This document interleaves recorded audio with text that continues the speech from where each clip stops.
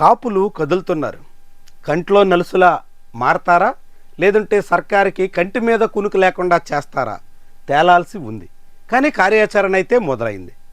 ఒకటి, కృష్ణా జిల్లాకు రంగా పేరు పెట్టాలని, ఇతర అనేక రకాల సమస్యలు పరిష్కరించాలని కాపు నేతలు కోరుతున్నారు. రాష్ట్ర వ్యాప్తంగా సమావేశాలు నిర్వహిస్తున్నారు. రంగానాడు కాపునాడు పేరుతో భారీ కార్యక్రమానికి పూనుకుంటున్నారు. ఈ నెలాఖరులోనే కాపుల సత్తా చాటే ప్రయత్నానికి సిద్ధమవుతున్నారు. తద్వారా కాపుల్లో ఐక్యతను చాటడమే కాకుండా కాపుల సమస్యల పట్ల ప్రభుత్వాన్ని కదిలించాలి అనే యోచనలో ఉన్నారు.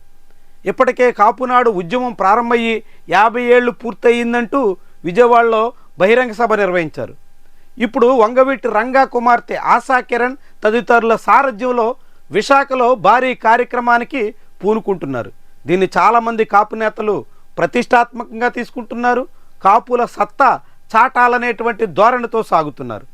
ఈడబ్ల్యూఎస్లో కాపులకి 50% అంటే 5% కోటా కేటాయించాలి అనే డిమాండ్ కూడా కాపుల నుంచి వినిపిస్తుంది. ఎందుకంటే గతంలో కాపులు ఉద్యమం చేసి ముద్రగడ పద్మనాభ నాయకత్వంలో కాపు రిజర్వేషన్ల కోసం పోరాటం సాగిన సమయంలో చంద్రబాబు హామీ ఇచ్చారు. ఈడబ్ల్యూఎస్ రిజర్వేషన్లో సగం కోటా కాపులకి కేటాయిస్తాం అంటూ చెప్పుకొచ్చారు. ఆ హామీ నెరవేరిన దాఖలాలు లేవు.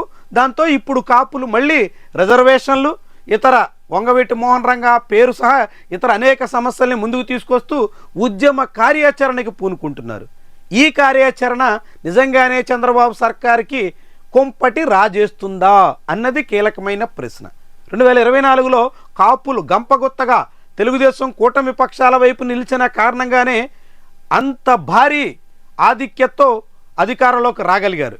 కానీ గడిచిన ఏడాదిన్నర కాలంగా కూడా కాపు సమస్యల పరిష్కార విషయంలో చంద్రబాబు కూటమి ప్రభుత్వం ఏ విధంగానూ చిత్తశుద్ధి చూపలేకపోతుంది అనే విమర్శ ఉంది. పవన్ కళ్యాణ్ ఉప ముఖ్యమంత్రిగా ఉన్నప్పటికీ కాపుల సమస్యలు ఏమీ పరిష్కారం కావడం లేదు అనే మాట వినిపిస్తోంది. పవన్ కళ్యాణ్కి డీసీఎం ఇచ్చారని, కందుల దుర్గేష్ లాంటి జనసేన నాయకుడికి పదవి కట్టబెట్టారని, ఇలాంటి కొన్ని ఊరటనిచ్చే విషయాలే తప్ప కాపులకు సంబంధించిన కీలక అంశాలు ఏమాత్రం ప్రస్తావనకి రావడం లేదు అనే అభిప్రాయం బలంగా ఉంది. ప్రధానంగా కాపు కార్పొరేషన్ ఏర్పాటు చేసినప్పటికీ కాపు కార్పొరేషన్కి నిధులు కేటాయిస్తున్న దాఖలాలు లేవు. నిధులు లేవు, విధులు లేవు అన్నట్టుగా పేరుకు కాపు కార్పొరేషన్ ఉన్నా దాని ద్వారా కాపులకి ఎటువంటి ప్రయోజనం వనగూరుతున్న ఆనవాళ్లే లేవు. ఇక ఈడబ్ల్యూఎస్ కోటాలో కాపులకి కేటాయించాల్సిన రిజర్వేషన్ల మాటే వినిపించట్లేదు. ఇక వంగవీటి రంగా పేరుని కృష్ణా జిల్లాకి పెట్టాలి అనే ప్రతిపాదన విషయంలో కూడా ప్రభుత్వంలో కదలిక కనిపించట్లేదు. ఇట్లా అనేక డిమాండ్లు కాపు నేతల నుంచి వస్తున్న ప్రభుత్వం వాటిని పూర్తిగా పెడచెవిన పెడుతుంది. ఇలాంటి తరుణంలో కాపుల్లో అసహనం మొదలైంది. అనేక చోట్ల అసంతృప్తి రాజుకుంటుంది. దీన్ని ఉపయోగించుకోవాలనేటువంటి ఉద్దేశంతో ఇప్పుడు కాపు నేతలు జిల్లాల వారీగా సమావేశాలు నిర్వహిస్తూ వైజాగ్లో భారీగా కాపు సత్తా చాటాలి అనే ఉద్దేశంతో కార్యక్రమానికి పూనుకుంటున్నారు.